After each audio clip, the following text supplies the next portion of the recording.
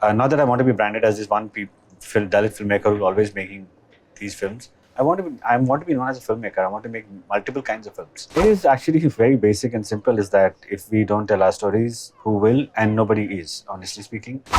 I mean, people are saying the stories, but they're not saying these stories from a lived experience, and it feels honestly a bit tokenish. Hi, this is Neeraj Ghaywan for Brut. How does it feel to be back at Cannes for a film of yours after 10 years? It definitely feels like a homecoming. It's like my own homebound journey because I'm back to where it all began. 2015 is when my first film got selected here. I'm back here after 10 years, a long time, but I think it was worth that journey. Tell me about how you decided to make a film on Basharat Peer's article and how the process unfolded. Please elaborate on what in the article convinced you to bring the story to the big screen. Well, to be honest, actually, this is all credit to Somen Mishra, who's the producer on our film, and he had met Basharat and they spoke about the piece, and then Basharat wanted me to have a go at it. But what appealed to me more was the humanity and the interpersonal relationship between them. That is what I wanted to explore, and that between the boys, between the friends, that interested me more, and that's why I fictionalized what their lives could have been, that was my intent. So by fictionalized, you mean that the incident is real, but you have... I mean, the last segment of it is still inspired, I would say, but their entire lives are imagined. Yeah. And before the screening of the film, you said you hoped that through this film, we feel a sense of compassion and empathy with the way the world is going. Would you like to elaborate on that? I mean, the thing is that, if you look around the world, you see that people of color, people of different gender, people of different sexuality, religious minorities, ethnic minorities, geographical minorities, they all are seen as a statistic, And while it is important to account for the statistic, but it's also invisibilizing them, I feel. You're taking away the human aspect of it. And it also takes away from the urban guilt, What it does is that it assuages your urban guilt. What is urban guilt? Urban guilt of let's say, if you show, you want to hide your apathy by doing hollow sympathy. So we feel bad for them, but we can't do anything. We have sympathy, but we don't have empathy with accountability. So that's our urban guilt ki yaar, hum log to rehte hain, oh, poor people. So when you say 3,000 people, then okay, then it's fine. Then you're not empathizing well. You're just feeling sorry, but that doesn't help. So I felt that what if we pick 2 people out of this one statistic and then see what happened to their lives and how did they arrive at this situation. That story really appealed to me, and that's where I went at. I'm just going to go back to one of your previous answers where you said that Basharat said he wanted you to take this up. Did he say why? Is there any background? Clearly because of Masan, because I think he saw something in me that he felt that I could resonate. And also partly, of course, also because of my background of being a Dalit. So I think that would also have motivated him, because the whole idea of if we don't tell our stories, who will? I did have a question about that. You have said in an interview previously that you hid your identity for 35 years. Yeah. And what made you hide it, and then what made you reveal it? Okay, that is a long question, but I'll try to be brief. There is a lot of shame and stigma attached. And I don't know how, but as childhood, we thought that passing off as a privileged caste member, people won't question you, people won't, But then the fear of being somebody else, you're always watching over your shoulders. You always think that you'll get caught. So that fear and insecurity, it damages you, it shakes your confidence. And I don't know why I did that for 35 years. I've been trying to masquerade as someone else that I'm not. And I couldn't, also it's there's so much shame and stigma attached that you yourself are not comfortable accepting it. It's a journey for everyone, like in the film, So I feel that is what, a lot of it is personal, So, yeah. And in your films, do your films have elements from your personal experiences? And if they do, can you give a few examples from any scenes or anything? See, trying to pass off as a privileged caste member, or that is a question for everyone. how do we do that? And also the thing about one of them is also close to home because even if you're part of a Dalit household, patriarchy doesn't go. So I experienced a thing where I was the youngest and I had three elder sisters, and I got a lot of privilege of being a man. And while I was pampered as a child, but when I grew up, I was ashamed of it. And I wanted to somehow acknowledge my shame and my privilege. So this was a good opportunity to talk about it and understand that I also got privilege of being a male.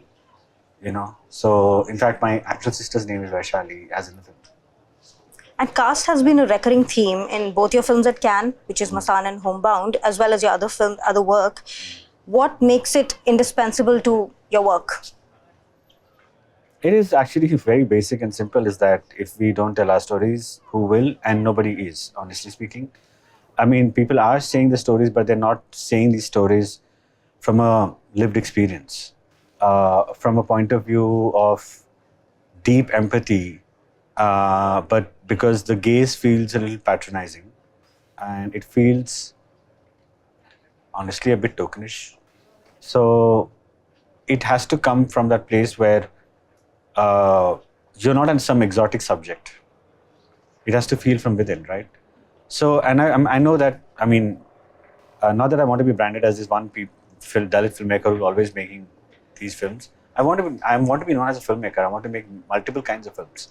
My spectrum of what I want to make is large. I want to talk about gender. I want to talk about sexuality, or identity, or a lot of things, or crime. But since these are the stories that are close to my heart, then naturally I get navigated towards them. A story picks you. It's not like, oh, let me make a Dalit film. It's that thing that these stories pick you and then they don't leave you, and that's the thing. And in Homebound, besides casteism, there's also you've also thrown light on Islamophobia. Mm-hmm. How did you have to keep anything in mind while navigating these topics? Honestly speaking, I wasn't looking at anything particularly religion or caste specific things. I think it's people who fail. I think it's people, and also what happens is that you're a victim of circumstances, the way you've been brought up, the way you've been tutored, the way you've been gaslit or made to see a world in a different way because of, say, misinformation or any other things. My idea is not to villainize anyone. My idea is not to point fingers or daggers at anyone. My intent is clear, to even have empathy for the other side.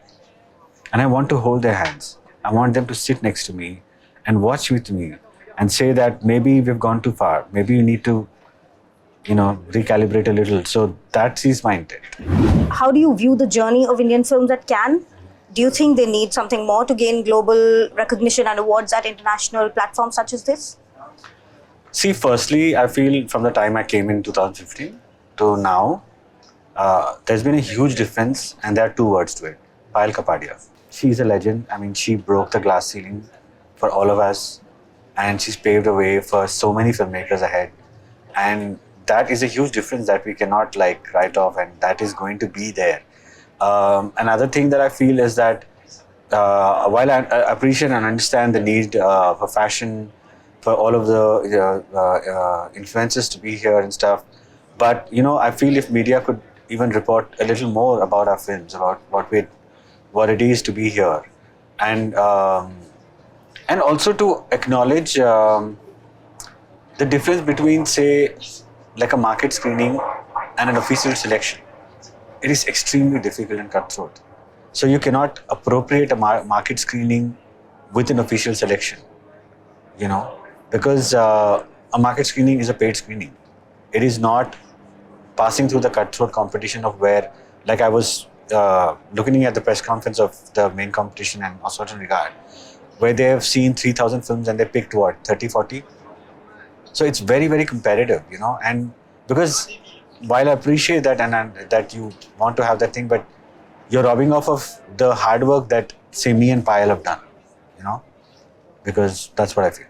What kind of time does it take to, when you've made a film and you want to put it in competition, how much time does it take for this whole? This has been the fastest, and I'm telling you, deeply exhausting, because I finished my shoot in September, October, and in 2 months I finished my first cut because we have to make this in time. And also it's very difficult, I'll tell you why, because the shooting window is only in October because that's when the weather is right.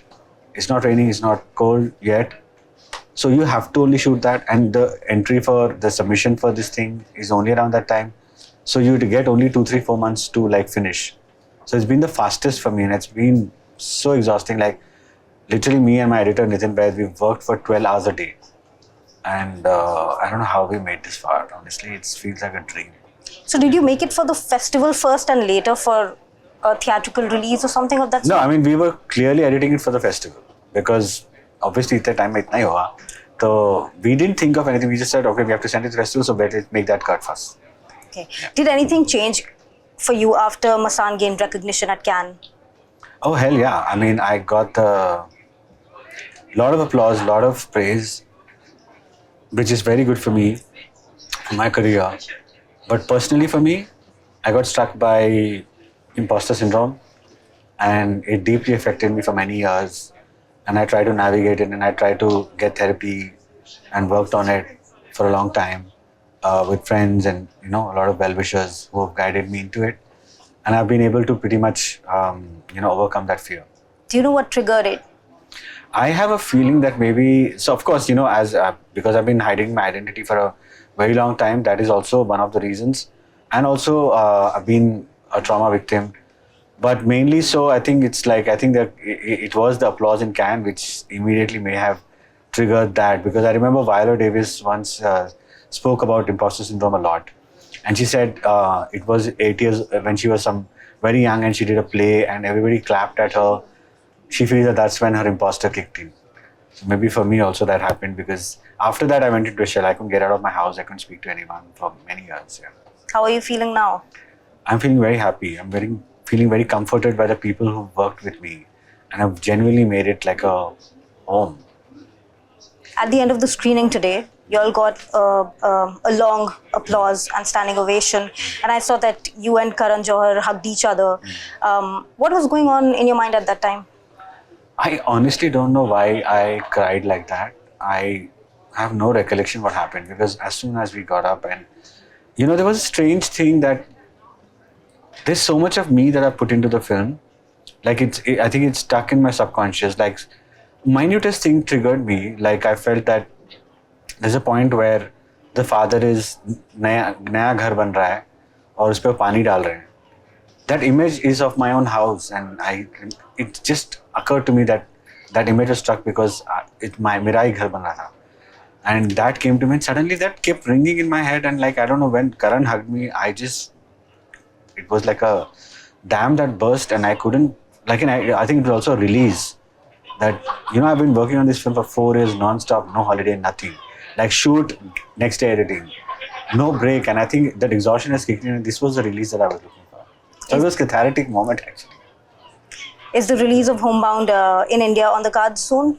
Yes, definitely. Let's see. I mean, we're just looking at how to go about it once we go back to India, and then we'll figure out a way what to do. Thank you so much for talking to Brut. Thank you.